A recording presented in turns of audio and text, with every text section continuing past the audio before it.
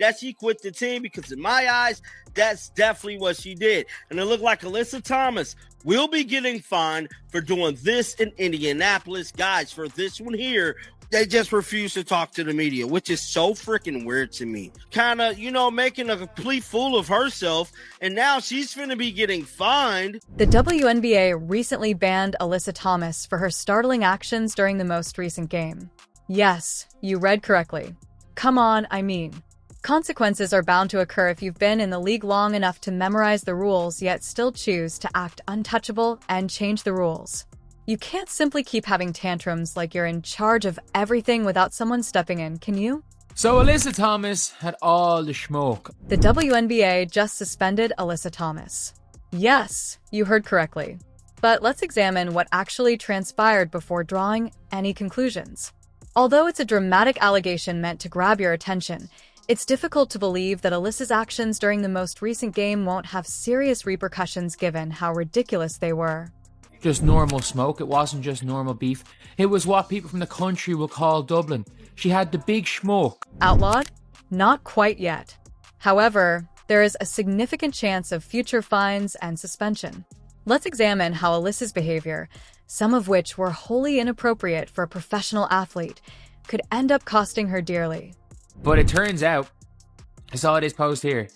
2025 WNBA media access policy states no later than 10 minutes following the game. Let's start by discussing the game itself.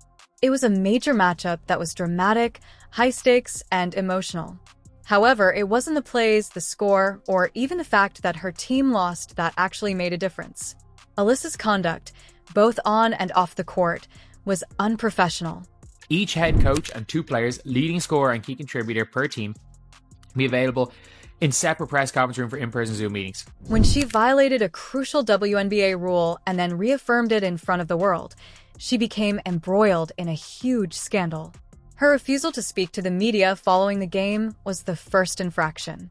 It's looking like Alyssa Thomas and the Phoenix Mercury are going to be fined because she just said nah.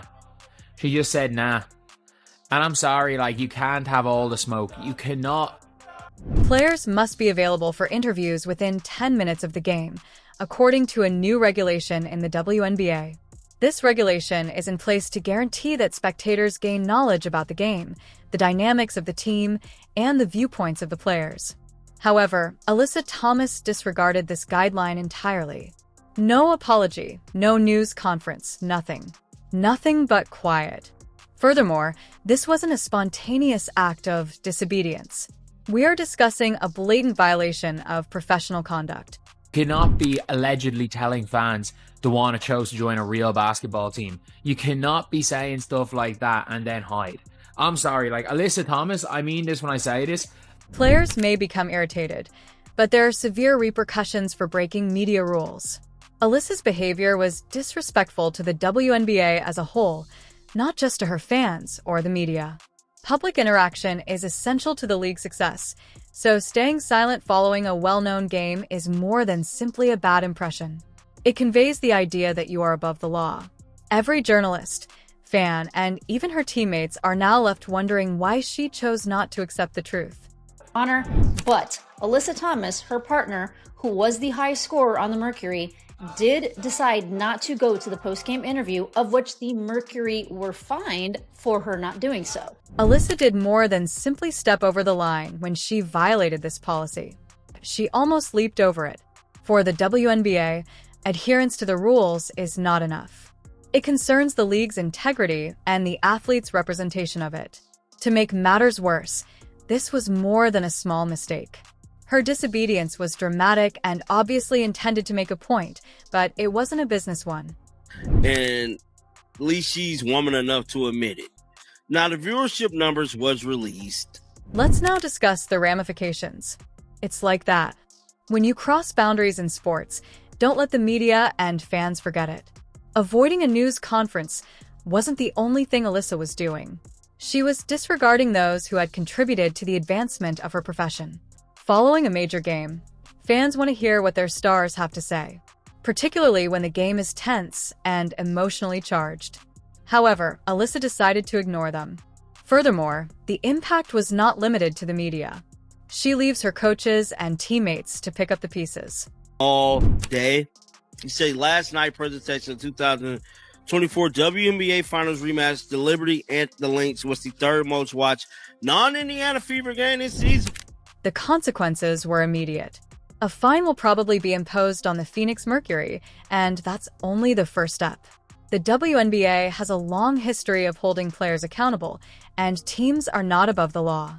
It's possible that Alyssa was unaware of the potential consequences of her conduct. These matters are not taken lightly by the WNBA. The least of her concerns are fines. Who knows what might happen if she continues in this direction? Possibly even a suspension or worse. But it's okay to acknowledge that the Fever are in a class of their own when it comes to TV ratings. Duh! Great news. WNBA viewership is up 21%.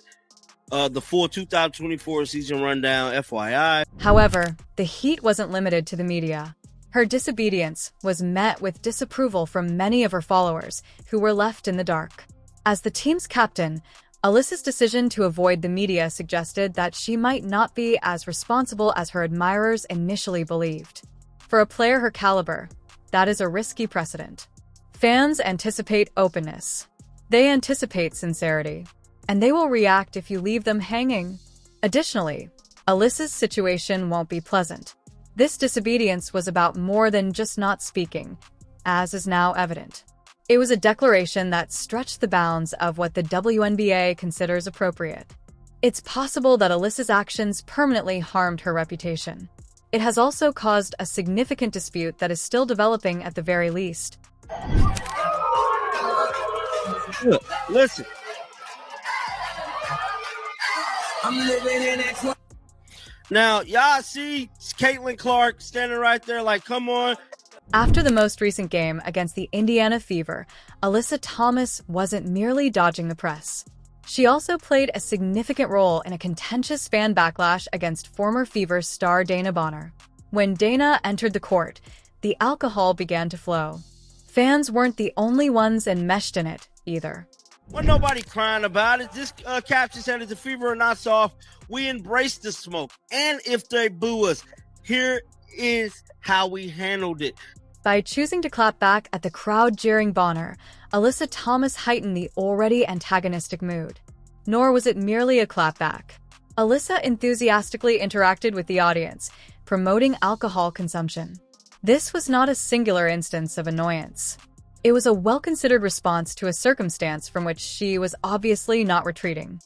Kind of, making a complete fool of herself, and now she's finna be getting fined because she refused to speak to the media. Now, I believe Angel Reese... As is customary, when a player like Dana Bonner returns to a former home court following an unexpected departure, the fans' response was boisterous and intense. The fact that Alyssa's interaction with the audience wasn't intended to promote her teammate, however, just served to exacerbate the problem. It was more about making the animosity more intense.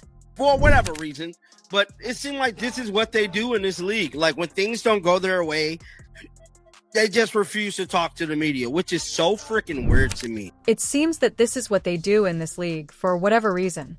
I find it rather strange that they simply refuse to speak to the media when things don't go their way. She wasn't attempting to maintain her concentration on the game or to defuse the situation.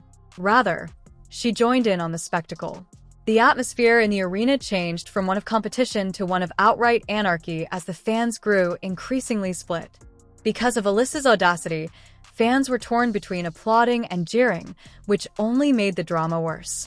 Will likely be fined because they chose to break the rule. Now, this came out last night. Well, I believe early this morning. That being said, Sophie Cunningham and Kaya Copper were aware of this. Although these two Phoenix Mercury players were outspoken in their support of Dana Bonner, they focused their criticism on Alyssa's disrespectful actions. In particular, Sophie Cunningham wasn't afraid to bring up the issue during the post-game interview. About them breaking the rule. Now, this is interesting here, man, because you would think she had so much negative energy towards the fans that she would have wanted to answer these questions from the media. She questioned the lack of regard for Dana and described the jeering as repulsive, particularly in light of her contributions to the league. But Cunningham's remarks went beyond simply standing up for a teammate. They were meant to draw attention to how Alyssa's spontaneous behavior hurt the Mercury, a team that already finds it difficult to control such intense feelings. I think that Kalia Copper in the post-game media availability just kind of added a lot of fuel to this fire. Where Kalia Copper, in my opinion. But at the end of the day, man, these women are lies, dog. In her interview, Kalia Copper expressed similar worries. Although she focused on how pointless and insulting the entire affair was, her message was also directed at specific people. It wasn't only about the spectators. It was also about how Alyssa, as the team captain, had made things worse. Coppa's remarks demonstrated how Alyssa's participation in the crowd dynamic was escalating animosity rather than fostering it. The fact that the game had changed from being a basketball competition to a highly emotional, personal conflict that didn't have to be there appeared to irritate both players. But at the end of the day, man, that's a lot how these women be, dog. In addition to the fans, Alyssa's actions had emotional and psychological repercussions for her colleagues. Arena spectators are one thing, but her behavior was harmful on a deeper level. As a professional, Alyssa's choice to act in such a heated way was not only a bad one at the time, but it would also stick in her teammates' memories.